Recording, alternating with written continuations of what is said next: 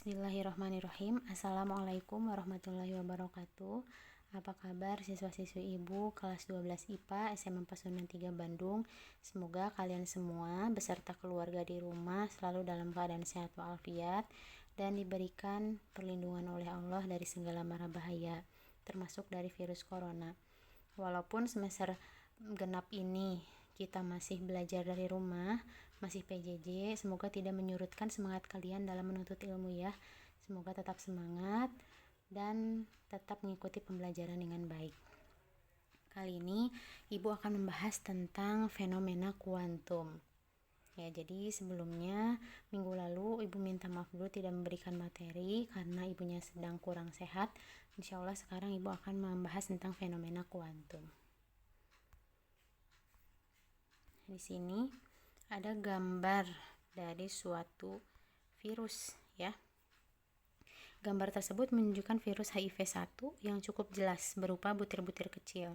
Diperoleh menggunakan mikroskop scanning elektron atau scanning electron microscope, disingkat SEM. SEM ini menggunakan sifat gelombang dari elektron-elektron yang telah diprediksi oleh teori kuantum dan pembentukan bayangannya mirip seperti pembentukan bayangan oleh mikroskop optik. Nah, jadi di kelas 11 mungkin ya kalian telah belajar tentang optik. Di situ ada salah satu alat yang digunakan adalah mikroskop yang merupakan penerapan dari optik. Nah, di situ hanya menggunakan pemantulan atau pembiasan dan sifat-sifat cahaya yang sederhana yang seperti biasanya. Tapi di sini mikroskop elektron ini adalah mikroskop yang lebih canggih sehingga dapat melihat lebih jelas, lebih detail sampai bagian-bagian terkecilnya. Nah, apakah teori kuantum itu dan apa kaitannya dengan mikroskop elektron yang tadi? Nanti akan bisa kalian jawab setelah menyimak pembahasan ini tentang fisika kuantum ya. Jadi fisika kuantum itu disebut juga sebagai fisika modern. Nah, yang selama ini kalian pelajari di sekolah ya, yang kelas 1, kelas 2 dan bahkan kelas 3 semester 1 itu merupakan fisika klasik atau biasa juga disebut sebagai fisika Newtonian. Dinamakan fisika Newtonian karena tentu saja berdasarkan nama Isaac Newton yang merupakan pionir dalam bidang fisika yang kalian kenal selama ini.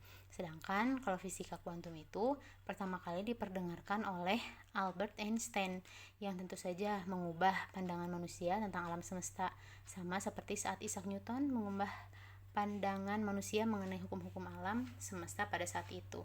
Jadi pada zaman sebelum adanya fisika modern kan kita beranggapannya dengan hukum-hukum fisika Newtonian gitu ya, fisika klasik. Jadi jika fisika klasik membahas tentang hukum-hukum pada benda solid yang dapat kita lihat sehari-hari, maka fisika kuantum itu lebih membahas pada benda-benda yang sangat kecil yang tidak mampu dilihat dengan mata telanjang.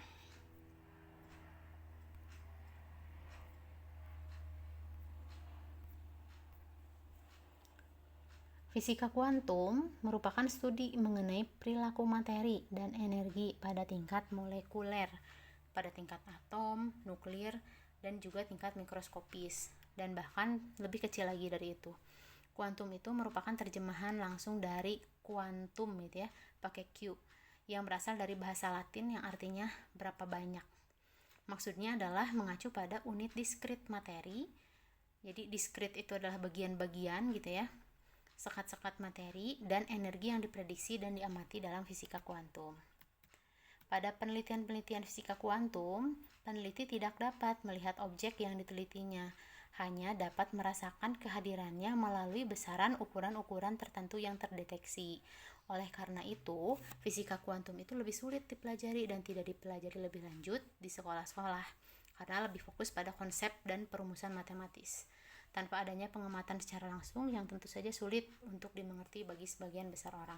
Jadi kalau misalkan di fisika klasik atau fisika yang sudah kalian pelajari sebelumnya itu bisa dipraktekkan dalam kehidupan sehari-hari, contoh kayak misalkan menghitung gravitasi bumi bisa menggunakan ayunan bandul, kemudian untuk membuktikan hukum Newton itu bisa melakukan percobaan-percobaan dan sebagainya, tentang fluida dan sebagainya, itu ada percobaan yang bisa dilakukan. Tapi untuk fisika kuantum ini tidak bisa dilakukan pengamatan secara langsung gitu. Karena ini merupakan perumusan matematis, tapi perumusan matematisnya juga bisa divalidasi gitu, bisa terbukti, bisa dibuktikan. Fisika kuantum itu terkadang disebut juga sebagai mekanika kuantum atau disebut sebagai teori medan kuantum. Fisika kuantum mengkaji benda-benda yang sangat kecil penyusun alam semesta. Fisika kuantum mengkaji perilaku dan properti benda-benda kuantum tersebut dan efeknya pada alam semesta.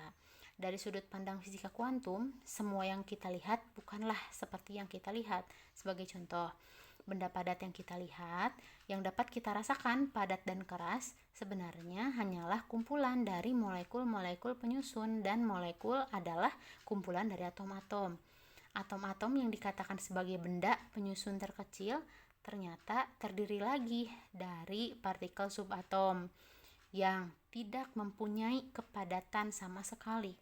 Pada hakikatnya, partikel subatom tersebut merupakan kumpulan atau gelombang-gelombang informasi dan konsentrasi energi.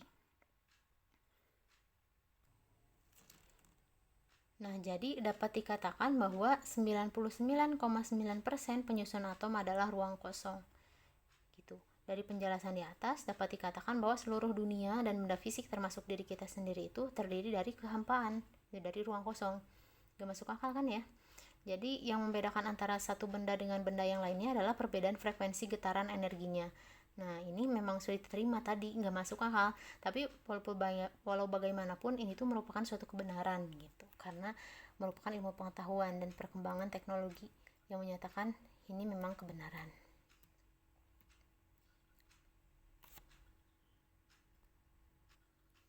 Nah, yang dinyatakan oleh ilmuwan-ilmuwan dalam fisika modern atau fisika kuantum itu merupakan konsep-konsep mengenai hukum-hukum kuantum yang sangat berbeda dengan fisika klasik. Konsep-konsep hukum fisika kuantum ini tidak dapat diamati, akan tetapi dapat diketahui kebenarannya berdasarkan perilaku benda-benda lainnya maupun perumusan matematis yang dapat divalidasi. Jadi walaupun tidak dapat dipraktekkan, tapi dapat divalidasi melalui perumusan-perumusan matematis. Fisika kuantum itu hanya mengamati gejala fisika dalam tingkat subatomik. Jadi secara mikroskopis, bagian kecil gitu ya. Dan biasanya berhubungan dengan probabilitas atau kemungkinan. Jadi yang namanya ilmu fisika ya, dari kelas 10 mungkin sudah dipelajari, ilmu fisika itu memang ilmu pasti, tapi tetap ada ketidakpastian gitu, ada probabilitas. Yang namanya ilmu itu pasti ada kemungkinan salah, kemungkinan keliru, dan akan diperbaiki di masa mendatang. Jadi itu ada probabilitasnya. Contohnya, gelombang cahaya itu dapat berperilaku sebagai gelombang dan bersamaan pula berperilaku sebagai partikel. Ini yang akan kita bahas nanti selanjutnya. Materi dapat berpindah dengan instan melewati jarak yang sangat jauh. Setiap subatomik partikel memiliki pasangannya baik negatif maupun positif. Nah, bagaimana penerapan fisika kuantum dalam kehidupan?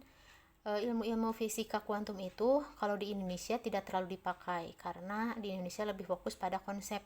Oleh karena itu tidak ada jurusan fisika kuantum di Indonesia. Akan tetapi di negara-negara maju bidang ini diminati karena mereka juga sudah mengembangkan teknologi yang memakai konsep-konsep pada fisika kuantum. Contohnya itu adalah komputer kuantum yang memakai prinsip fisika kuantum pada perhitungan prosesornya. Kemudian ada juga negara yang menggunakan reaktor fusi untuk menciptakan bintang kecil buatan sebagai sumber energi. Kemudian selain itu ada juga beberapa waktu lalu telah viral beredarnya hasil observasi lubang hitam atau black hole untuk yang pertama kalinya. Nah, lubang hitam ini merupakan suatu singularitas yang tidak dapat dijelaskan dengan fisika klasik. Fisika kuantum membantu menjelaskan fenomena adanya lubang hitam.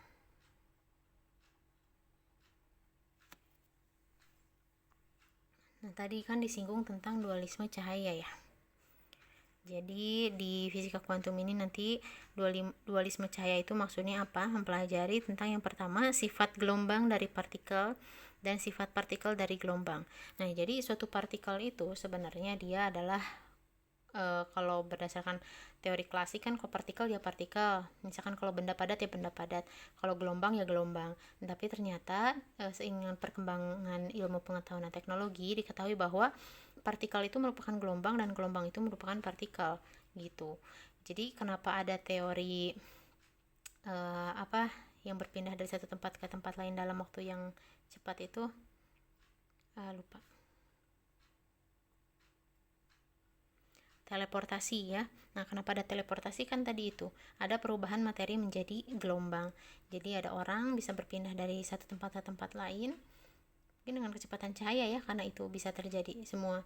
Jadi awalnya orang itu merupakan partikel ya, materi gitu. Kemudian berubah menjadi gelombang, nanti suatu tempat berubah lagi menjadi suatu materi atau partikel. Ya, kurang lebih seperti itu. Tapi pelaksanaannya dalam kehidupan sehari-hari mungkin belum ada ya secara teori, tapi itu seperti itu.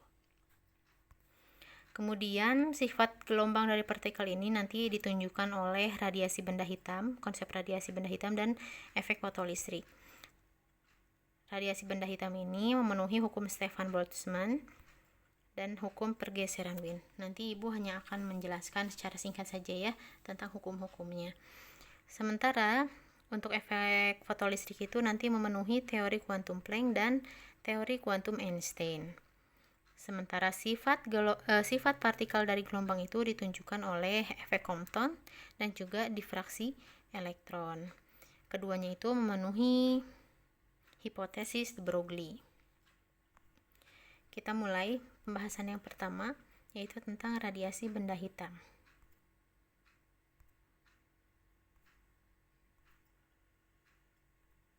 Nah, ini bisa dilihat ya. Spektrum cahaya. Kita lihat saja. Radiasi benda hitam. Apa sih yang dimaksud dengan radiasi benda hitam? Bisa dilihat dari gambarnya itu ya. Ada suatu ruang tertutup tapi ada lubang sedikit. Di lubangnya itu ada masuk berkas cahaya. Apa yang terjadi? Ternyata benda yang permukaannya sedemikian rupa sehingga menyerap semua semua radiasi yang datang padanya atau tidak ada yang dipantulkan. Itu dikatakan sebagai benda hitam. Jadi benda hitam itu adalah suatu benda yang permukaannya itu mampu menyerap semua radiasi yang datang kepadanya. Contohnya seperti itu, seperti yang ada di gambar. Jadi ketika ada berkas cahaya yang masuk, semuanya itu terserap gitu, tidak ada yang keluar. Ini contohnya atau gambarnya black body. All incident radiation is absorbed. Jadi semuanya itu diserap. Tapi ada juga yang dipantulkan. Gitu, cuman nggak banyak gitu ya. Nah, tadi kan memenuhi hukum Stefan Boltzmann ya, di radiasi benda hitam itu. Nah, hukum Stefan Boltzmann itu bunyinya adalah daya total persatuan luas yang dipancarkan pada suatu benda hitam panas adalah sebanding dengan pangkat 4 dari suhu mutlaknya. Jadi, rumus dasarnya I total itu adalah P per A. I itu adalah intensitas ya, intensitas cahayanya, sama dengan P itu daya per A itu adalah luas permukaan yang disinari. Nah, kata Stefan Boltzmann itu hukumnya daya itu adalah satuan luas yang dipancarkan. Daya total persatuan luas yang dipancarkan pada suatu benda hitam panas adalah sebanding dengan pangkat 4 dari suhu mutlaknya. Jadi T pangkat 4. Sementara E dan taunya itu adalah sebagai konstanta ya. Jadi P per A sama dengan E tau dikali T pangkat 4. Ini adalah persamaan untuk hukum Stefan Boltzmann. P itu adalah daya radiasi, satuannya watt. A adalah luas permukaan benda, satuannya meter persegi. E adalah koefisien emisivitas. Kemudian tau itu adalah tetapan Stefan Boltzmann, 5,67 kali 10 pangkat min 8 Weber per meter kuadrat K pangkat 4. Dan T itu adalah suhu mutlak benda, satuannya dalam Kelvin. Kemudian tadi selain hukum Stefan Boltzmann, si radiasi benda hitam juga dijelaskan dengan hukum pergeseran Wien. Ini adalah grafik untuk hukum pergeseran Wien. Jadi ada ini ya.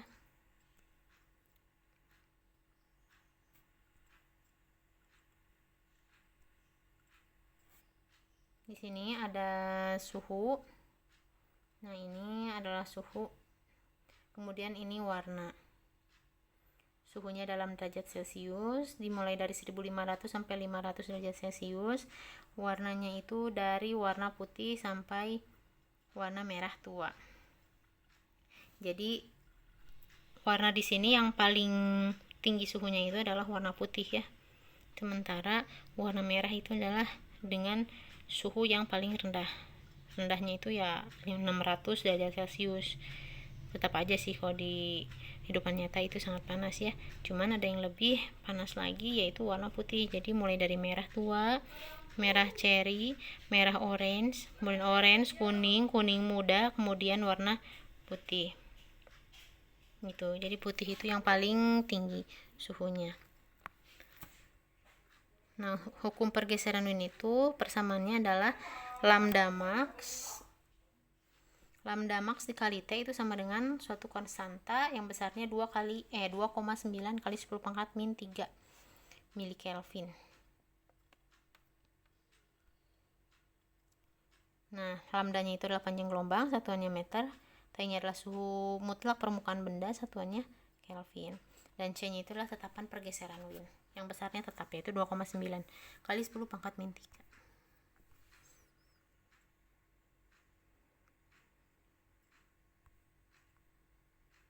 Nah, jadi dengan hukum pergeseran Wien maupun dengan tadi hukum Stefan Boltzmann itu bisa digunakan untuk menghitung suhu dari matahari atau benda-benda atau bintang-bintang yang ada di luar angkasa. Bisa dipakai. Kelemahan dari teori benda hitam dengan tinjauan fisika klasik.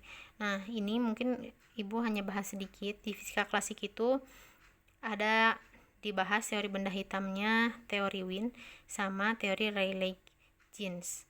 Nah, teori Wien itu dia kelemahannya tuh sebenarnya cocok dengan spektrum radiasi benda hitam untuk panjang gelombang yang pendek gitu, tapi kelemahannya dia menyimpang untuk panjang gelombang yang panjang.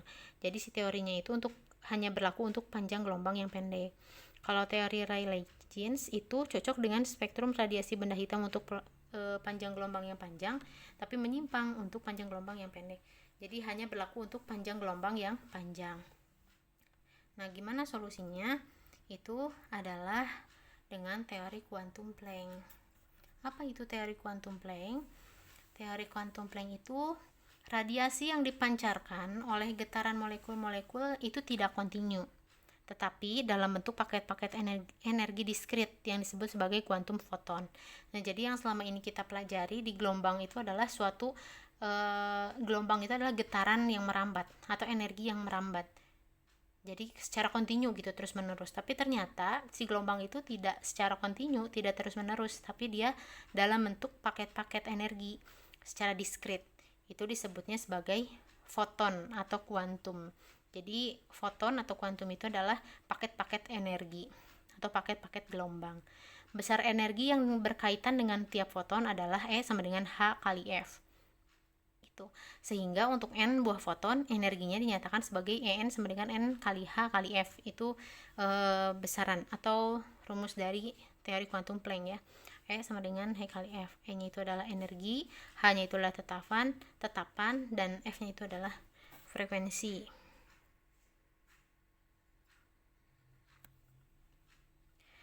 Nah, energi dari molekul-molekul dikatakan terkuantisasi dan energi yang diperkenankan disebut tingkat energi. Ini berarti bahwa tingkat energi bisa HF ya, karena kan tadi N-nya dimulai dari 1, jadi 1 kali HF, bisa 2HF, 3HF, dan sebagainya. Sedangkan H disebut dengan tetapan Planck, besarnya adalah 6,6 kali 10 pangkat min 34 Joule second. Nah, ini jadi berupa gelombang itu tidak kontinu, tapi dia diskrit. Gitu, dia terpaket-paketkan. Gambarnya seperti ini. Teori kuantum Planck. Yang kedua, molekul-molekul itu memancarkan atau menyerap energi dalam satuan diskrit dari energi cahaya yang disebut sebagai kuantum atau foton.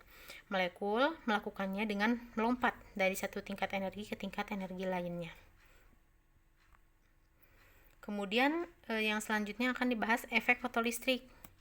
Nah, efek fotolistrik itu adalah peristiwa keluarnya elektron-elektron ketika suatu permukaan logam disinari oleh radiasi elektromagnetik. Contohnya oleh cahaya tampak, inframerah, atau sinar ultraviolet. Elektron yang keluar disebut sebagai fotoelektron. Nah, ini contohnya. Ada metal surface atau permukaan logam. Jadi, permukaan logam itu disinari oleh foton. Gitu ya. Oleh radiasi elektromagnetik.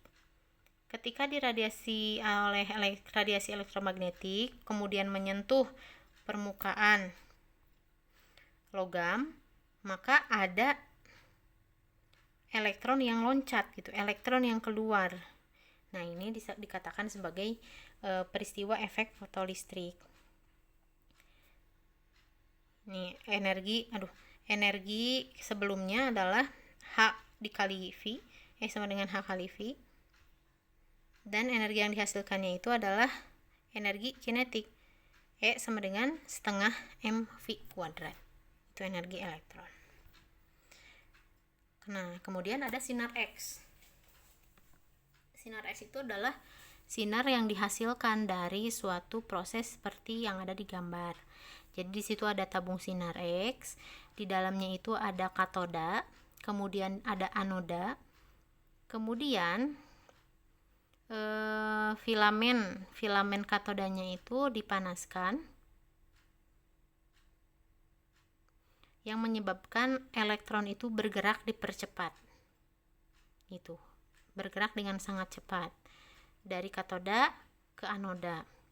Nah, karena ada pergerakan elektron tersebut, ada perpindahan elektron yang sangat cepat tersebut, sehingga dihasilkanlah suatu sinar atau suatu radiasi elektromagnetik. Dikatakanlah radiasi elektromagnetik itu sebagai sinar X. Jadi ini sinar X kebalikannya dari fotolistrik. Kalau efek fotolistrik tadi ada radiasi elektromagnetik yang ditembakkan ke logam, kemudian elektron pada logamnya itu jadi keluar. Nah, itu efek fotolistrik.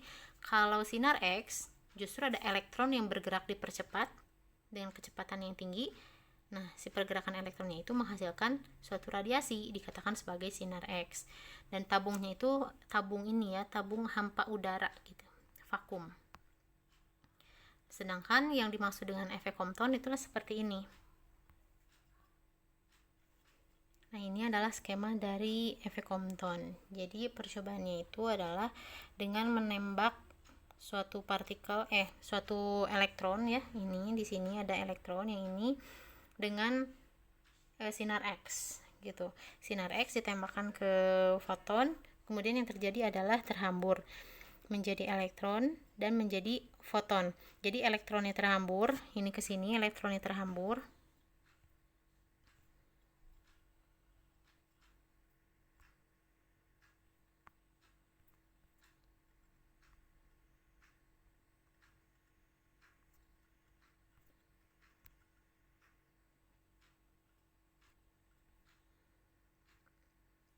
Jadi di sini elektronnya terhambur ke atas, kemudian fotonnya itu terhambur ke bawah. Percobaan Compton itu cukup sederhana ya, yang tadi yang Ibu jelaskan. Jadi sinar X yang telah menumpuk elektron itu akan kehilangan sebagian besar energinya yang kemudian terhambur dengan sudut hamburan sebesar theta terhadap arah semula. Nah, hal ini tuh menunjukkan apa? Menunjukkan bahwa kan tadi fotonnya itu terhambur dan elektron yang awalnya diam kemudian ditembak oleh foton juga terhambur.